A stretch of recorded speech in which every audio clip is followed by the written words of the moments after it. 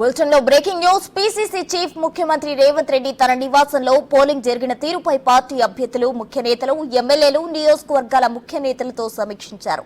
అన్ని చోట్ల పోలింగ్ పార్టీకి అనుకూలంగా జరిగినట్టు నేతలు తెలిపారు. ఇప్పటివరకు ఉన్న సర్వేలు, రిపోర్టులు, పార్టీ నేతల అభిప్రాయాలు, వివిధ వర్గాల నుంచి అందిన సమాచారం ప్రకారం మొత్తం 13 స్థానాలు గెలుస్తున్నట్టు పార్టీ వర్గాలు తెలిపాయి. రాష్ట్రంలో అత్యధిక స్థానాలు గెలుచుకుంటామని పార్టీ అంచనా వేస్తోంది. కాంగ్రెస్ గెలిచే వాటిలో నల్గొండ, భువనగిరి, ఖమ్మం, వరంగల్, మహబూబాబాద్, పెద్దపల్లి, నిజామాబాద్, మహబూబ్ నగర్, నాగర్ కర్నూల్, మెదక్, జహీరాబాద్, చేవెళ్ల, సికింద్రాబాద్ సీట్లలో తమ అభ్యర్థులు గెలుస్తారని కాంగ్రెస్ ధీమా వ్యక్తం చేస్తోంది.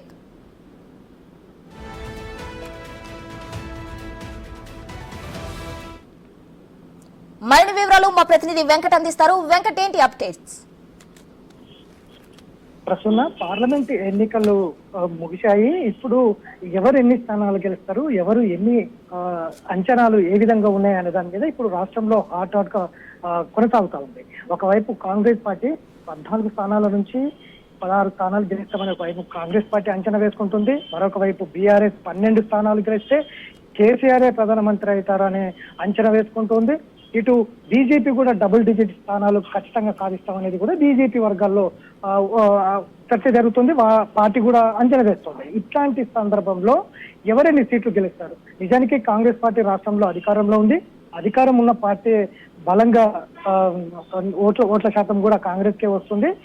అనుకున్న స్థానాలు 14 స్థానాలు సాధిస్తామని కూడా కాంగ్రెస్ పార్టీ చెప్పుకుంటోంది. ఒక రెఫరెండంగా తీసుకున్నది ఎన్నికల్లో 14 స్థానాలు సాధిస్తామని కూడా ముందు నుంచి ఆ ప్రణాళికలతో ముందుకు వెళ్ళింది కాంగ్రెస్ పార్టీ. అందులో భాగంగానే ఇప్పుడు ఎన్నికల తర్వాత కాంగ్రెస్ కున్న ఎమ్మెల్యే అభ్యర్థులతో పాటు మొన్న 17 పార్లమెంట్ స్థానాలలో పోటీ చేసిన పార్లమెంట్ అభ్యర్థులు, అట్లనే నియోజకవర్గ ఇన్ఛార్జీలు, ఇట్లా ముఖ్య నేతలతోటి సీఎం రేవంత్ రెడ్డి ఆయన నివాసంలో సమావేశం ఏర్పాటు చేశారు. ఈ సమావేశంలో జరిగిన పోలింగ్ సరళి ఏ విధంగా జరిగింది, ఎవరికి ఎక్కువ పోలింగ్ శాతం ఉంది, ఎవరు ఎక్కువ స్థానాలు సాధించే అవకాశం ఉంది అనే దాని మీద ఆరా తీస్తున్నటువంటి నేపథ్యం కనిపిస్తా ఉంది. ఎందుకంటే ఖచ్చితంగా రాష్ట్రంలో ఒకవేళ ఎక్కువ స్థానాలు గెలవకపోతే రాష్ట్ర సర్కారు పైన నిజంగా అనుకున్న బీజేపీ కావచ్చు, బీఆర్ఎస్ కావచ్చు చేస్తున్నటువంటి ఆరోపణలు ప్రజలకు వెళ్ళాయా అనే దాని కోణంలో కూడా మొత్తం ఆరా చేస్తున్నటువంటి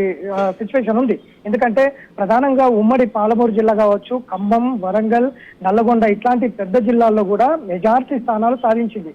మహబూబ్ నగర్ లో 14 స్థానాలు ఉంటే 12 స్థానాలు కాంగ్రెస్ పార్టీ ఎమ్మెల్యేలే ఉన్నారు. అంటే ఇట్లా ఒక్కొక్క జిల్లాలో మెజారిటీ స్థానాలు కాంగ్రెస్ పార్టీ కైవసం చేసుకుంది. కాబట్టి ఇప్పుడు కూడా వచ్చే పార్లమెంట్ ఎన్నికల్లో ఖచ్చితంగా 14 స్థానాలకు తగ్గకుండా స్థానాలు గెలుచుకుంటామనేది ముందు నుంచి ధీమా చేస్తోంది కాంగ్రెస్ పార్టీ. కానీ ఇప్పుడు అంచనాలు మాత్రం ఎవరికి వారు చెప్పుకుంటున్న తరుణంలో రాష్ట్రంలో ఒక చర్చ అయితే జరుగుతూ ఉంది. ఇటు బీజేపీ డబుల్ డిజిట్ స్థానాలు సాధిస్తుందా, మోడీ చరిష్మా, శ్రీరాముడు, ఇట్లా అక్షంతలు, అట్లనే ముస్లిం రిజర్వేషన్లు, ఇట్లాంటివన్నీ అంశాలన్నీ తెర మీదకి వచ్చినటువంటి నేపథ్యంలో బీజేపీకి ఇటువైపు పట్టం కడతారా, లేదంటే బీఆర్ఎస్ గత 10 ఏళ్ళు పరిపాలించింది కాబట్టి అటువైపు మొగ్గు చూపుతారా అనేది కూడా ఒకవైపు చర్చ జరుగుతూ ఉంది. కాబట్టి ఇట్లాంటి సిచ్యువేషన్ లో ఆయా నియోజకవర్గంలో పోలింగ్ ఏ విధంగా జరిగింది, బూత్ స్థాయిలో ఖచ్చితమైన, ఎందుకంటే ముందే కాంగ్రెస్ పార్టీ గ్రౌండ్ లెవెల్లో బూత్ స్థాయిలో కాంగ్రెస్ పార్టీ బలం పెంచుకోవాలి. బూత్ స్థాయిలో ఖచ్చితంగా 350, 400 పైచిలకు ఓట్లు రాగలిగితే మాత్రం అనుకున్న లక్ష్యం నెరవేరుస్తామని ముందు నుంచి కాంగ్రెస్ పార్టీ గ్రౌండ్ లెవెల్లో చేసుకుంటూ వస్తుంది. కాబట్టి ఇప్పుడు ఆ విధమైనటువంటి పోలింగ్ శాతం ఏ విధంగా ఉంది, బూత్ స్థాయిలో ఎంత ఓటింగ్ శాతం అయింది, కాంగ్రెస్ పార్టీకి ఎటువైపు ఉంది అనే దాని మీద పూర్తి స్థాయిలో సమీక్ష నిర్వహిస్తున్నటువంటి నేపథ్యం కనిపిస్తా ఉంది. ఇక జూన్ 4న ఎవరు ఏంటి అనే ఫలితాలు వచ్చిన తర్వాత ఎవరేంటి అనేది అయితే ఒక స్పష్టంగా తెలుస్తుందని చెప్పుకోవచ్చు. ప్రస్తుతం థ్యాంక్ యూ వెంకట్.